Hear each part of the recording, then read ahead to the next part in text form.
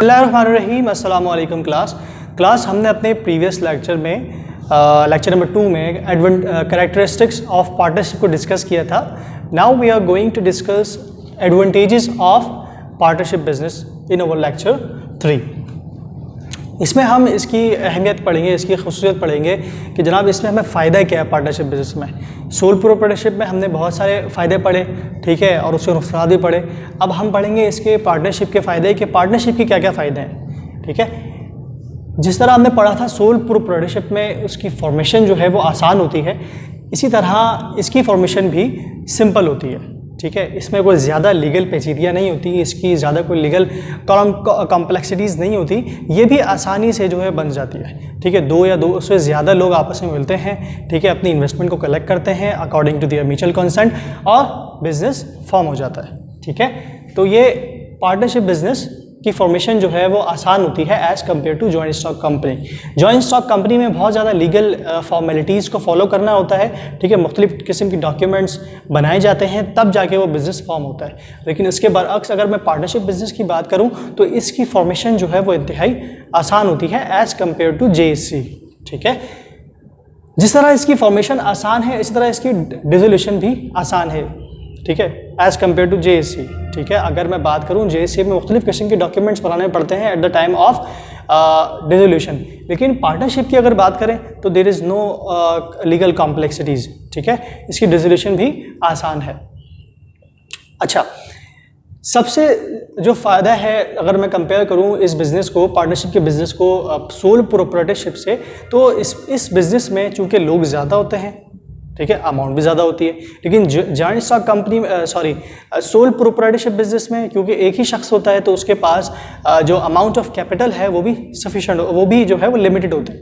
लेकिन इसकी अगर मैं बात करूँ पार्टनरशिप बिजनेस की तो इसमें मुख्तलिफ लोग इन्वॉल्व होते हैं, ठीक है। दो या दो से ज़्यादा जब लोग इन्वॉल्व होंगे तो जाहिर सी बात है मुख्तलिफ अमाउंट्स हमारे पास आएंगे। ज़रूरी नहीं कि वो इक्वल हो, वो कोई ज़्यादा भी इन्वेस्टमेंट कर सकता है और कोई उससे कम भी कर सकता है, ठीक है। तो मुख्तलिफ अमाउंट्स हमारे पास आती हैं तो हमारे पास सफिशेंट कैपिटल जो है वो जमा हो जाते हैं और बिज़नेस जो है वो ज़्यादा बूम करता है, ज़्यादा ग्रूम करता है as compare to sole proprietorship business, ठीक है।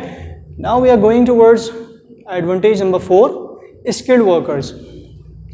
जब आपके पास कैपिटल ज़्यादा है, कैपिटल वाफर मकदार में मौजूद है, तो फिर वर्कर्स को हायर करना भी इतना मसला नहीं है, ठीक है। स्किल्ड वर्कर्स को हायर किया जा सकता है, उनकी जो ज़्यादा पेमेंट होती है, जो उनकी उजरत चूँकि ज़्यादा होती है तो उनको भी बेयर किया जा सकता है। लेकिन अगर मैं बात करूँ सोल प्रोप्राइटरशिप बिजनेस की तो उसमें जाहिर है कि एक शख्स होता है, उसके पास कैपिटल भी कम होता है और उसके पास जो है वो इतनी अमाउंट नहीं होती कि वो स्किल्ड वर्कर को हायर कर सके, ठीक है। लेकिन अगर पार्टनरशिप बिजनेस की बात करें तो चूंकि उसके पास कैपिटल अच्छा वाफिर मकदार में मौजूद होता है तो वो फिर जो है वो स्किल्ड वर्कर्स को हायर आसानी से कर सकता है, ठीक है।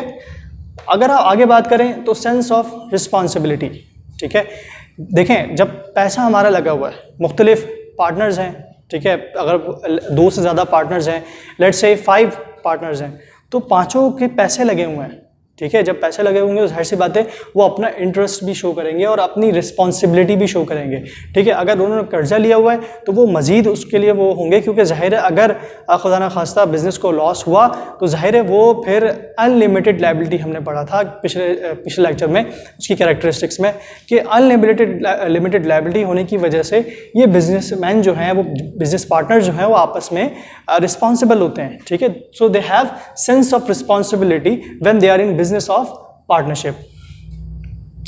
सेटिस्फैक्शन ऑफ पार्टनर्स, इससे मुराद ये है कि पार्टनर्स जब आपस में बिजनेस कर रहे हैं और आपस में मैनेजमेंट के कामों में हिस्सा ले रहे हैं तो जाहिर है उनको पता होता है कि कहाँ पर हमारी जो है वो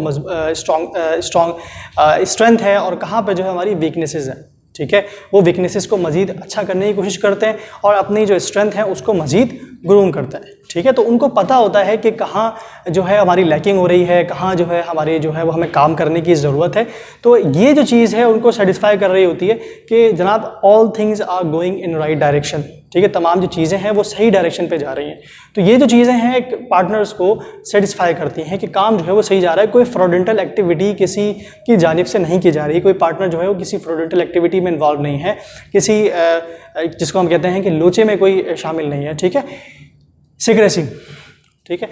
अच्छा, इसमें जो है वो कोई लीगल वो नहीं होती, लीगल कोई पॉइंट नहीं है जिसमें आप ये कहेंगे कि आपको जो है वो लाजमी जो है अपने अकाउंट्स को शो करना है। जैसे कि JSC जॉइंट स्टॉक कंपनीज जो होती हैं उसके अंदर आपको अपने अकाउंट्स को शो करना होता है, पूरी की पूरी फाइनेंशियल रिपोर्ट्स होती हैं वो उसकी पब्लिश होती है। तो लेकिन इसमें पार्टनरशिप बिजनेस में ज़रूरी नहीं अगर कि आप जो है वो अकाउंट्स को अपने शो करो, ठीक है। तो इससे जो है फ़ायदा क्या होता है कि आपकी सिक्रेसी आपके पास रहती है, ठीक है। सोशल बेनिफिट, हमने लास्ट में पिछले लेक्चर में हमने डिस्कस किया था कि इस बिज़नेस का ऑब्जेक्ट जो है वो टू अर्न प्रॉफिट, बल्कि इस बिज़नेस का क्या, हर बिज़नेस का जो एम होता है वो क्या होता है, टू अर्न प्रॉफिट, ठीक है। लेकिन उन बिज़नेस से यानी इस पार्टनरशिप बिज़नेस से और क्या फ़ायदे होते हैं, वो ये फ़ायदे होते हैं कि वो सोशल बेनिफिट भी प्रोवाइड कर रहे होते हैं, ठीक है। लोगों को जो लोग अनएम्प्लॉयड होते हैं उनको एम्प्लॉयमेंट प्रोवाइड करते हैं, जिससे जो है सोसाइटी में एक अच्छा इंप्रेशन पड़ता है, ठीक है। सोसाइटी में जो अनएम्प्लॉयड लोग हैं उनको रोज़गार मिलता है और वो फिर पर कैपिटल इनकम वगैरह बढ़ती है, तो बहुत सारे मामला जो इकॉनमी के हैं वो हल होते हैं, ठीक है। एक्सपेंशन ऑफ बिजनेस, ठीक है। जैसा कि मैंने बात की कि इसमें जो है वो सफिशिएंट अमाउंट ऑफ कैपिटल हमारे पास मौजूद होता है, जिससे जो है बिज़नेस को एक्सपेंड करने में आसानी होती है, ठीक है।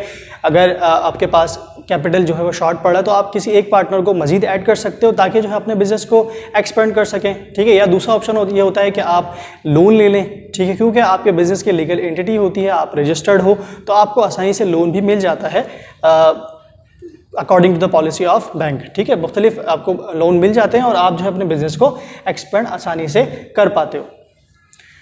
आगे जो बात करें हम फ्लेक्सिबिलिटी की है, तो फ्लेक्सिबिलिटी से मुराद वो तमाम पॉलिसी जो बिज़नेस बनाती हैं अपने बिज़नेस को चलाने के लिए।